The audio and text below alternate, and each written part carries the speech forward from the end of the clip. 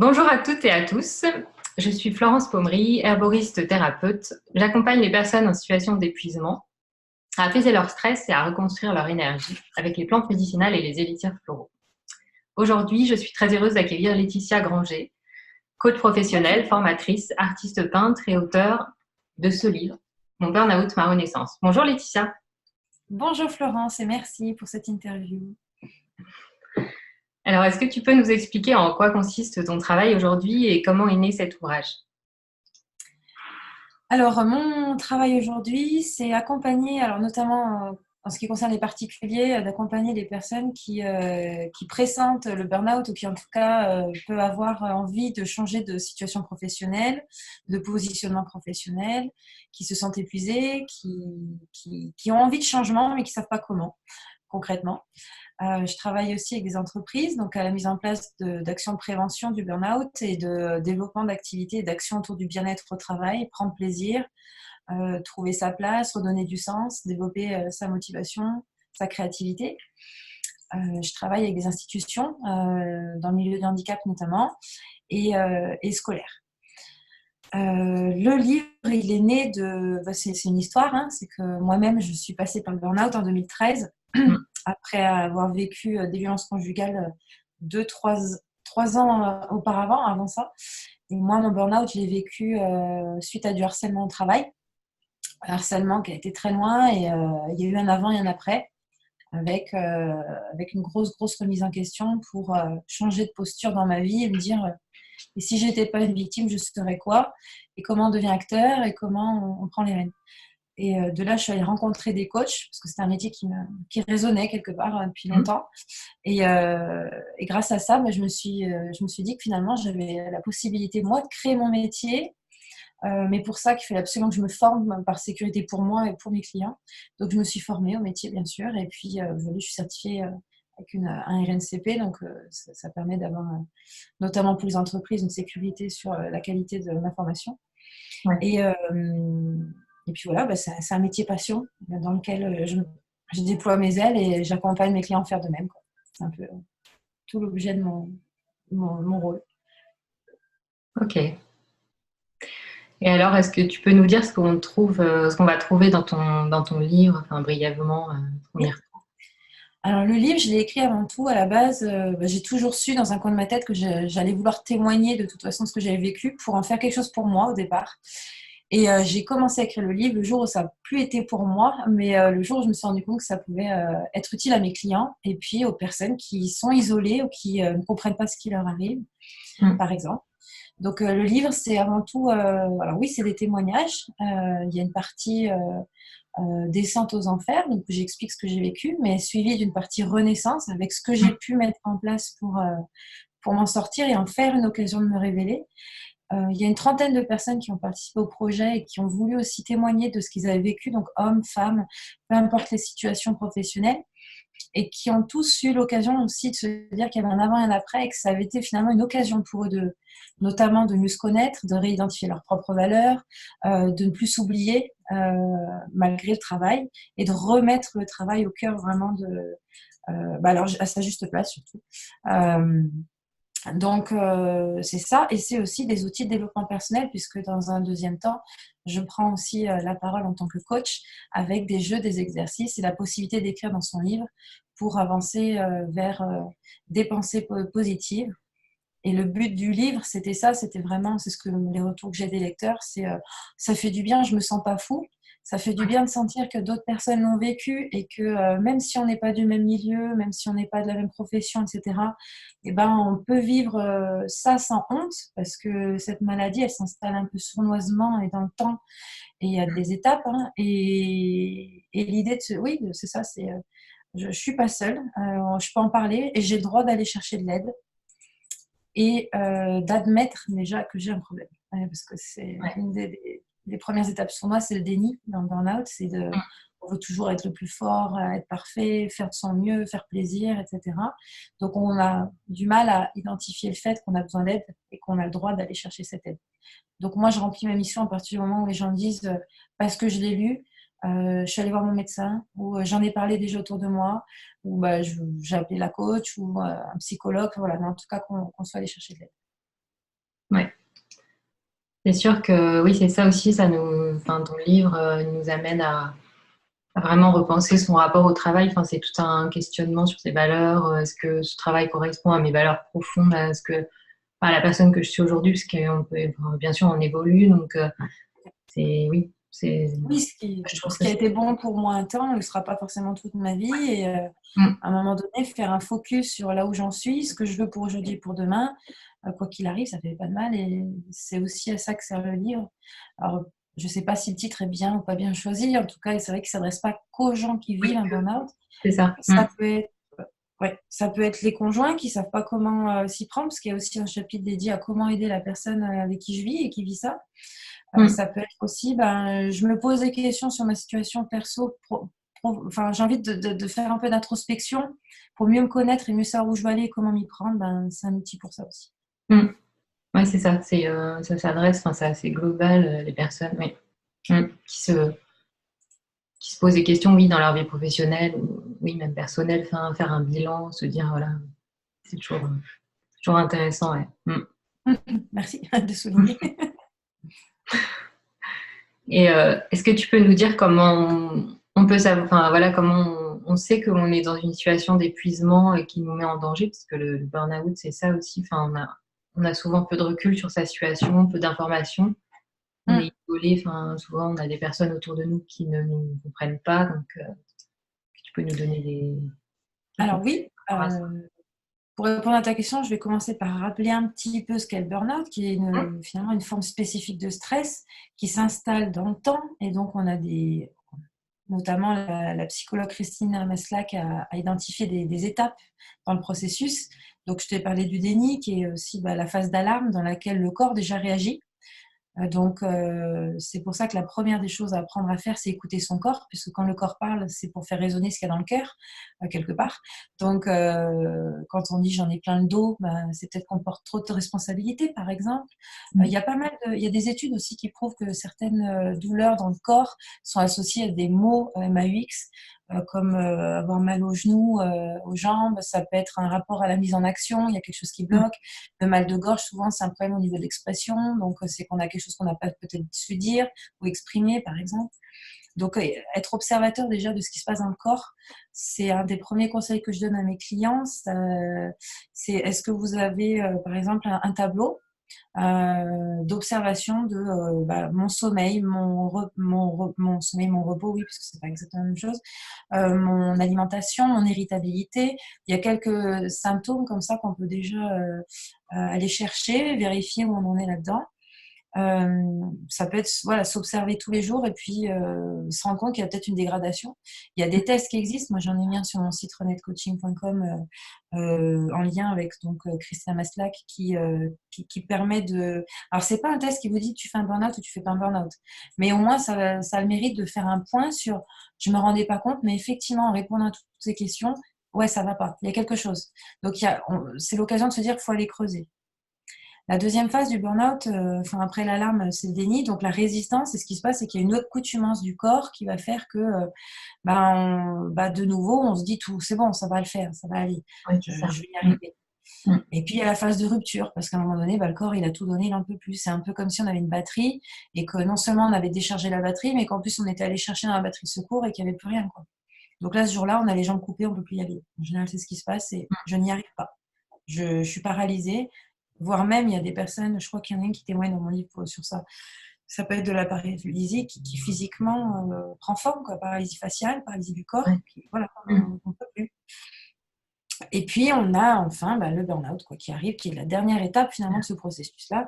Et là, par un arrêt long, il n'y a pas grand-chose à mettre en place. Du coup, il n'y a plus de prévention possible. Donc on est sur un arrêt, une Mm. reconstruction, un travail accompagné de professionnels sélectionnés, choisis, que ce soit donc effectivement un psychologue, médecin, un coach, spécialiste sur la question, voilà, des personnes qui vont être pas faire le travail à notre place, mais nous donner des clés, des outils, du soutien. Et je ne sais plus si j'ai répondu à toute ta question.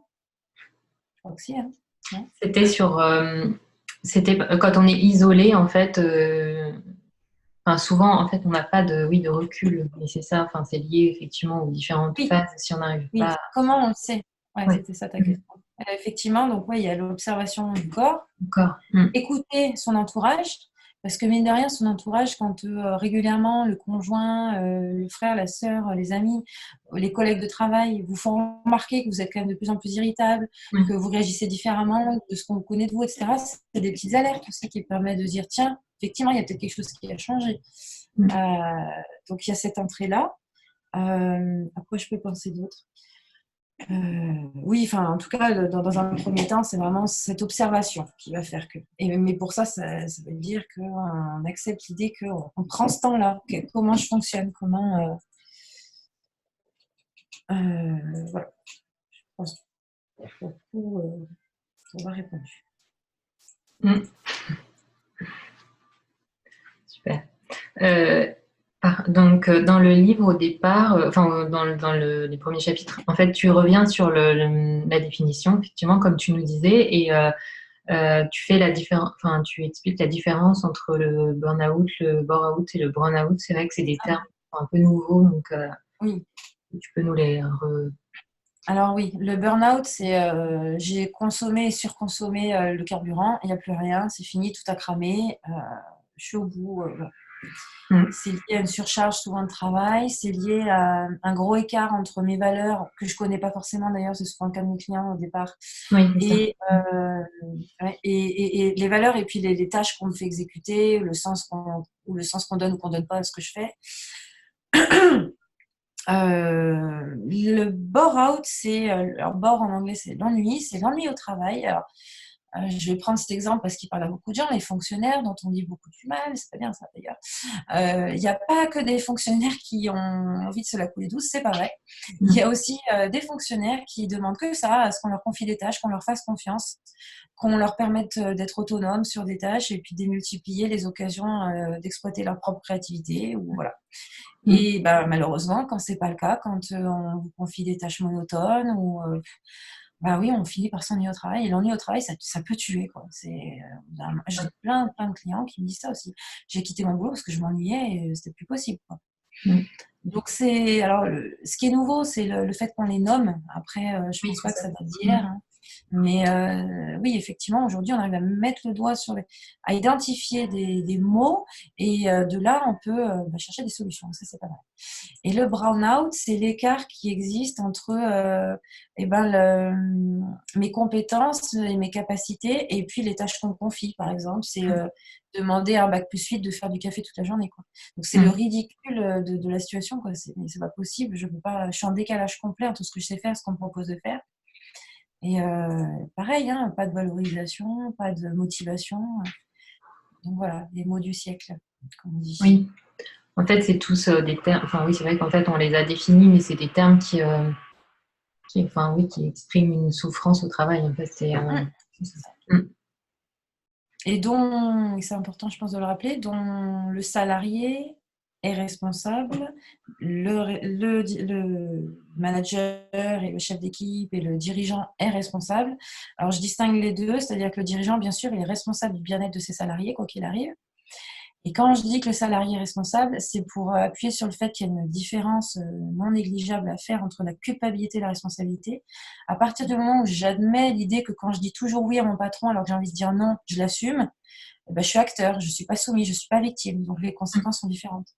Donc faire un point sur ce qu'on est prêt à assumer, la responsabilité qu'on a, d'être bien soi-même aussi et de poser ses propres limites, c'est primordial. Parce que le burn-out, ça ne concerne pas juste des salariés, ça concerne aussi des femmes entrepreneurs, des hommes entrepreneurs, des personnes qui sont aussi capables de se mettre trop de pression et pas de limites et qui peuvent aussi se rendre malades.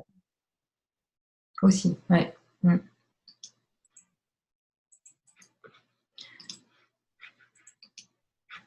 Alors, du coup, au niveau de l'après burn-out, en fait, est-ce que tu peux nous donner des conseils pour éviter la rechute et reprendre le travail de manière durable? Parce que c'est vrai que c'est pas forcément toujours évident. En fait, les personnes, elles ont peur soit de retomber dans la même situation ou évidemment, même si on a fait un travail sur soi ou avec un coach, c'est peut-être plus facile, mais il y a quand même des peurs et des appréhensions. Donc. tout à fait. Alors, j'ai une bonne et une moins bonne nouvelle. La moins bonne, c'est qu'effectivement, c'est pas parce qu'on a vécu un burn-out qu'on est vacciné. Oui. Donc, voilà. La bonne, c'est on guérit et on peut en tirer des leçons et donc se prémunir et bien sûr éviter que ça recommence. Pour ça, c'est un travail sur soi, donc à faire, vraiment, je conseille de le faire idéalement avec un professionnel, encore une fois. Mais voilà, l'idée, c'est connaître ses drivers, par exemple. Donc en coaching, on parle de drivers, les messages contraignants qui sont ancrés en nous, qui viennent souvent de l'éducation, de l'école, etc., de la pression sociale et tout ça. Donc ça va être le soit fort, soit parfait, soit rapide, fait plaisir. C'est tout des leviers sur lesquels très souvent les personnes en burn-out, s'il y avait un profil type, c'est des personnes qui sont concernées par des leviers qui sont montés tous très haut, où il faut absolument essayer d'exceller dans tout. Donc, c'est un boulot sur qu'est-ce qui me pousse à vouloir faire toujours plaisir, qu'est-ce qui me pousse à ne pas dire non, qu'est-ce qui m'empêche de prendre soin de moi, etc., etc. Donc, c'est tout un travail qu'on fait pour comprendre. Donc, je t'ai parlé d'observation dans un premier temps, donc observer son corps, ses attitudes, ses comportements. Dans un deuxième temps, il y a comprendre qu'est-ce qui m'est arrivé, qu'est-ce qui fait que dans mon fonctionnement, je mets telle stratégie en place et pas telle autre. Pour arriver vers, bah oui, finalement, si je changeais de comportement, ça donnerait quoi? C'est là où le coach intervient, c'est comment on met en place autre chose, dans quel but et puis de quelle manière. Il y a aussi donc stopper le perfectionnisme, hein, du coup, ça c'est important, c'est aller chercher ce qui me pousse à vouloir toujours être parfait et apprendre le lâcher prise. Alors le lâcher prise, c'est à la mode et en même temps ça parle et ça parle pas. Lâcher prise, pour donner une idée, c'est garder en tête qu'à partir du moment où vous résistez à quelque chose, ce quelque chose devient plus réel, plus concret et encore plus difficile à vaincre ou à dépasser. Donc lâcher prise, c'est admettre des moments que bon, eh ben, est-ce que c'est si important que ça? Finalement, est-ce que c'est si urgent que ça? Est-ce que, voilà, comment je pourrais faire autrement pour vivre plus sereinement la situation en faisant un pas de côté par rapport à ce que je vis? C'est travailler justement sur ce que je te disais tout à l'heure aussi, sur où est ma responsabilité dans tout ça. Encore une fois, il n'y a rien d'agressif ou de négatif quand j'utilise le mot responsabilité. Je dis pas que les gens qui vivent un burn-out, c'est bien fait pour eux, loin de là.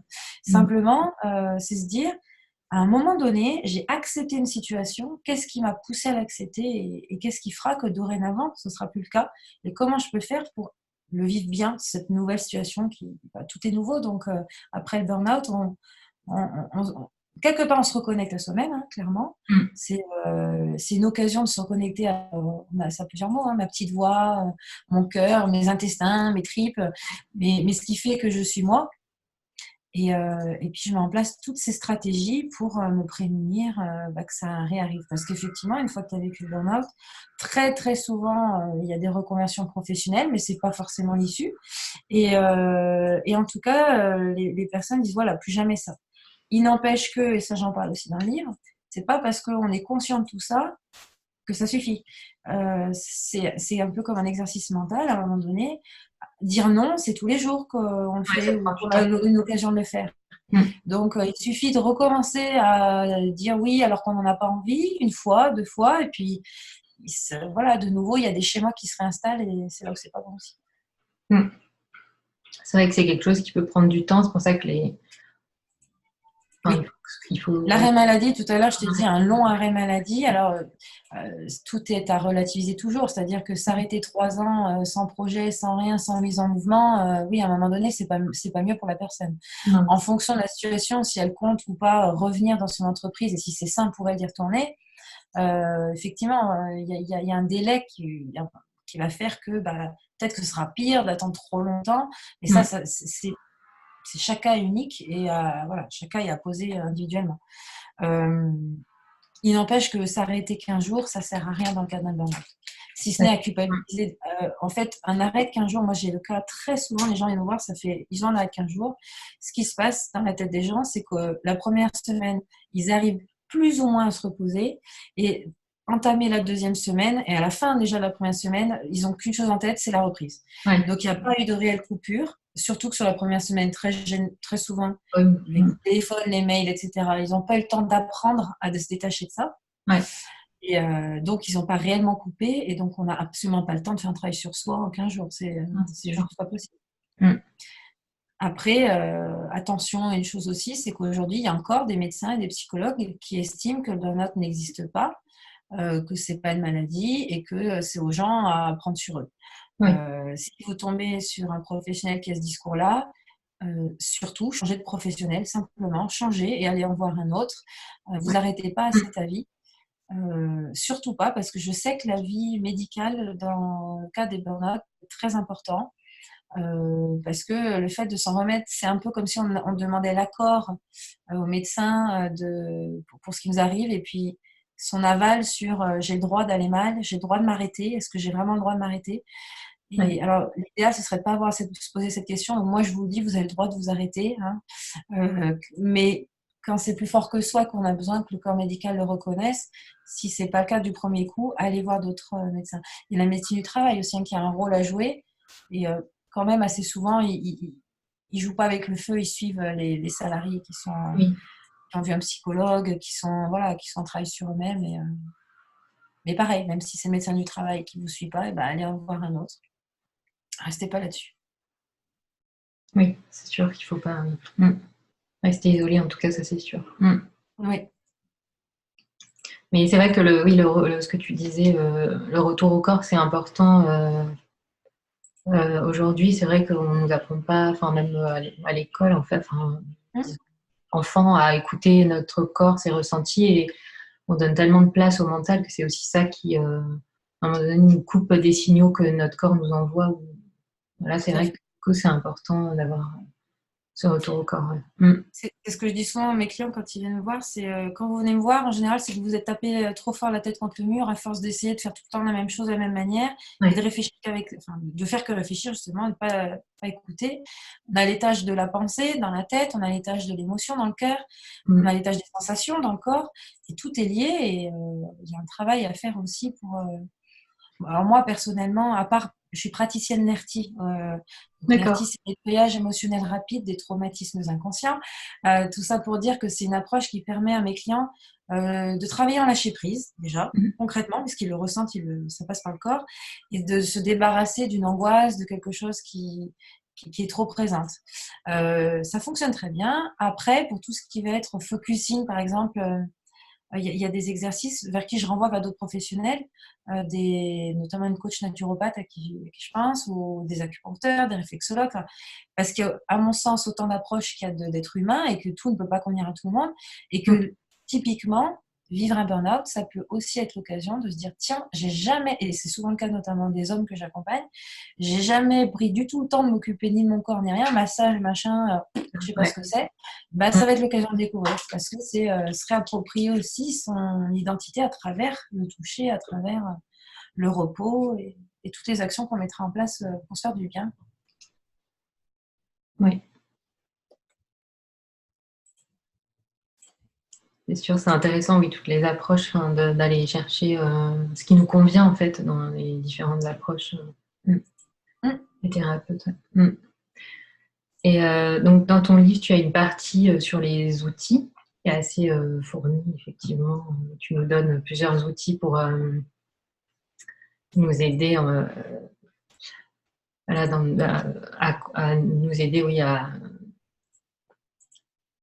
comprendre, enfin, À notre- mieux se connaître et à, à rentrer dans une action. Alors, comme je l'explique au début du chapitre des outils, le but, c'est pas de tout faire, c'est Oui, aller voir là où ma sensibilité me parle, à l'instant T. Là, tout de suite, maintenant, j'ai envie par exemple, j'ai plus tout en tête, hein, je reprends mon petit sommaire. Mais par exemple, tu as des outils sur écouter son cœur, voilà. Comme tu vas avoir un outil sur identifier mes besoins et mes valeurs, euh, créer un tableau de visualisation positive, donc pourquoi, comment, etc. Commencer à poser des bases de reconversion professionnelle, par exemple, éviter l'auto-sabotage. Enfin, voilà, oui, j'ai proposé plusieurs outils pour un petit peu survoler tout ce qui fait que on peut éviter aussi, enfin, éviter le burn-out aussi, parce que mieux on se connaîtra et mieux on pourra aller faire des choix qui nous ressemblent. C'est ça le but aussi. oui. Moi, j'aime bien celui sur le tableau de visualisation positive. C'est vrai que ça permet de vraiment se reconnecter à ses rêves, de reconstruire son identité. Ouais. Ouais. Bah, celui-là, je l'adapte à chaque client, enfin, d'une manière différente, en fonction de pourquoi il vient me voir. Mais souvent, quand c'est dans le cadre d'un projet qui est complètement flou, voilà, je sais ce que je quitte, mais je ne sais pas où je vais aller. L'un des premiers exercices qu'on fait, c'est ça. Alors, ça peut prendre toutes les formes, hein, en fonction de la sensibilité du client. Mais en général, ça va prendre la forme de post-it sur un mur. Au cœur du mur, on va y positionner, par exemple, le mot-clé, c'est mon projet, mettons. Si tout est flou, on va mettre juste projet. Et puis, en fait, j'invite mon client, par exemple, à aller chercher autour de lui tout ce qui est inspirant en rapport avec donc projet pro, par exemple. Ça peut être autant une fleur ramassée par terre parce que ça lui a rappelé qu'elle elle aimerait vraiment avoir un lien avec la nature dans son métier et qu'il va la coller du coup sur son tableau de visualisation positive à côté du post-it. Ça peut être en fait, on peut mélanger. Moi, souvent, je fais mélanger le mind mapping, donc qui est une carte mentale avec cet outil de créativité, et puis on essaie de faire matcher tout ça, et ça nous permet d'aller souvent très loin, parce qu'on est parti tout près. En fait, on s'est recentré sur le cœur grâce à cet outil, et derrière, on peut aller vers du concret. Attention, je ne sais pas si c'est l'image que je vous renvoie à l'instant T, mais je ne suis pas un bisounours. Mon but, c'est pas de vendre du rêve, mais effectivement, c'est en partant de soi que j'ai la conviction qu'on va aller vers quelque chose qui est fait pour soi. Donc, et c'est souvent le cas pour mes clients de se rendre compte, et souvent les quadras notamment, les quadragénaires qui vont dire bah oui, je sais même pas si c'est ma vie que j'ai vécue ou celle qu'on a voulu pour moi, qu'on a inventée pour moi. Donc arriver à se dire bah tiens, et si c'était moi qui décidais à partir d'aujourd'hui, je ferais quoi, et on repart de ça, quoi. Ouais, c'est vrai que c'est des outils qui sont toujours assez pertinents après en fonction de ce qu'on a vécu. Enfin, on va plus ou moins vers un outil ou un autre, enfin, ce qui nous parle, mais en fait, c'est vrai qu'en plus, après, on peut y revenir une fois qu'on a répondu à toutes les questions. Enfin, c'est assez. Ouais. Vraiment Oui, très... du coup, t'as dû en essayer un ou deux. Il me semble que tu me dis que. Oui, ouais, j'en ai essayé quelques-uns. Ah bah Ouais. super. Vraiment bien. Donc, tu me disais, donc tu travaillais avec les entreprises. Oui. Est-ce que tu peux nous dire pour toi aujourd'hui dans les entreprises, est-ce qu'il y a une prise de conscience sur les mécanismes qui conduisent au mal-être au travail, ou on est plutôt dans une posture de déni général de la responsabilité? Alors, ça reste que mon avis. Et moi, je suis, pour vous situer un peu, je suis à Monistrol-sur-Loire. Je suis en Haute-Loire, en Auvergne, enfin Auvergne-Rhône-Alpes. Et concrètement, de ma propre expérience, mais aussi parce que j'ai plus d'affinité avec les petites TPE, voilà, donc j'ai pas la vision de la grosse structure. Ce que moi je constate aujourd'hui, j'ai le sentiment que pour réseauter avec pas mal de chefs d'entreprise aussi de grosses structures, c'est que c'est pas qu'ils se foutent spécifiquement du bien-être au travail, c'est que ils ont une priorité, c'est le chiffre. Et quitte à ce que ça veut dire, je délaisse la partie bien-être. C'est pas une priorité, c'est pas vu partout comme une priorité. Et ce que moi j'entends, c'est que à partir du moment où l'inspecteur du travail vient pour demander si il y a telle chose qui a été faite, telle chose qui a été faite, telle chose qui a été faite pour les salariés, bah là il y a un gros coup de pied qui se met, et là ouais, bah dans ce cas-là on va aller chercher effectivement mettre en place des choses, mais parce que c'est l'urgence qui fait que, et on attend l'urgence. Il n'y a pas en France, de manière générale, il me semble, cette logique de un salarié heureux à qui on donne du sens dans ce qui fait qu'on le valorise, on lui donne un minimum d'autonomie et on lui donne la possibilité de travailler en collaboration tout en portant les valeurs de l'entreprise. C'est pas acquis que ça permet qu'un salarié soit productif et donc rentable, et donc que la boîte tourne mieux, qu'il y ait moins d'arrêt maladie, qu'il y ait moins d'accidents de travail. Voilà. C'est pas une équation facile en fait dans la tête des chefs d'entreprise aujourd'hui. Malgré tout, on peut pas dire qu'il n'y a pas des élans d'action qui se mettent en place. Il y a des choses qui sont quand même de plus en plus entendues, mais il y a du boulot. Il reste du boulot. Oui, c'est ça.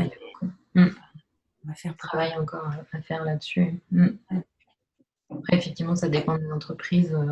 Ça dépend des domaines aussi, des secteurs d'activité. Il y a plein de choses, mais c'est vrai que moi, je te parle ça de mon point de vue, avec ce que je vis et ce que je vois.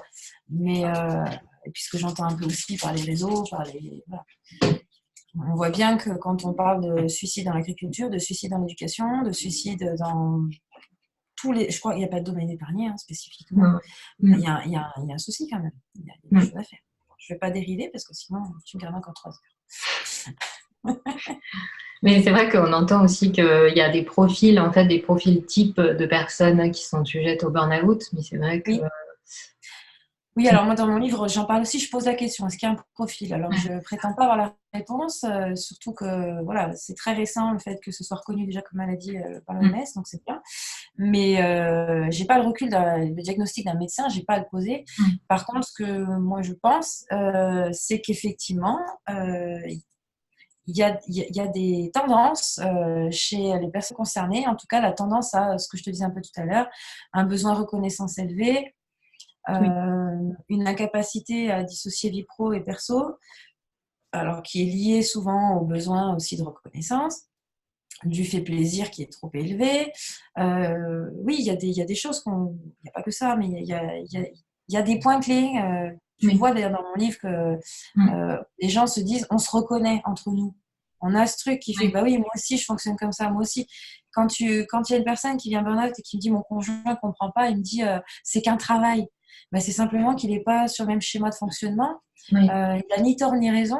C'est juste que bah, toi en tant que toi, où est ta place dans le travail? Qu'est-ce qui fait que c'est autant important pour toi de faire plaisir à ton patron? Qu'est-ce qui fait que c'est autant important pour toi de ramener du travail à la maison, de faire ceci, de faire cela? Donc, ouais. Oui, de ramener, du coup, l'objectif après, ça va être ramener l'équilibre, enfin, de rééquilibrer en fait ce temps vie perso, vie professionnelle. Oui, bah, un des outils clés du coaching que j'utilise régulièrement avec les personnes qui prennent pas encore conscience ou qui ont conscience mais pas vraiment de comment elles répartissent leur énergie et leur temps. Et ben c'est voilà, on utilise un outil, on fait dessiner, mettons un camembert avec les domaines de vie dedans. Que chaque portion représente un des domaines de vie. Il y en a 5 en coaching. Il y a moi, l'ego, moi, mon temps pour moi, le couple, la famille et les amis proches, ma vie sociale et ma vie professionnelle. Et je demande à mes clients de mettre dans ce camembert comment ils imaginent les proportions énergie-temps de chacun de ces domaines. Et en général, il y a une petite claque là, à ce moment-là. Ah oui, le pro, il prend bien la moitié, les 3/4. Le social, je ne sais plus ce que ça veut dire. Le couple, voilà, très souvent, on ne peut que le visualiser, quoi. Et à partir de là, qu'est-ce qu'on fait? On fait un autre camembert de proportion idéale. Et puis le job, ça va être de dire comment on passe de là à là. C'est parti. Qu'est-ce qu'on met en place? Par exemple. Oui, c'est bien parce que ça permet d'avoir un visuel et aussi de prendre conscience, quoi.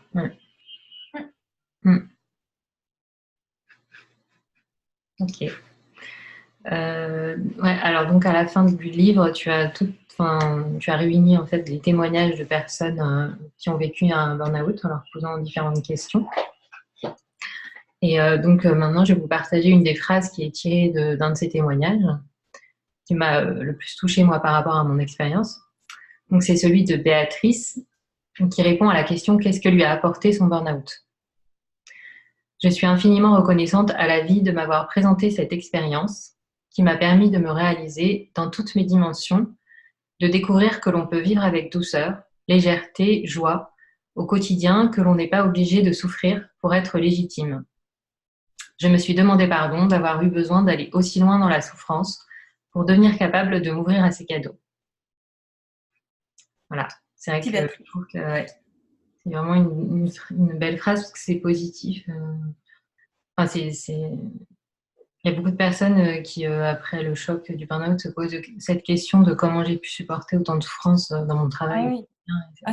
C'est vrai que souvent c'est ça. Mais je me reconnais pas. Mais comment j'ai pu dans le bouquin, la citation merci, que tu as partagée, justement, les phrases positives, c'est ce que je voulais transmettre aussi, c'est que sur chaque témoignage, vous verrez dans le livre, vous avez la possibilité d'écrire la phrase, j'ai fait des petits encadrés comme ça, pour qu'on puisse écrire la phrase positive qu'on retient du témoignage, et à la fin du livre, on a la possibilité de relister toutes les phrases positives qu'on retient du livre.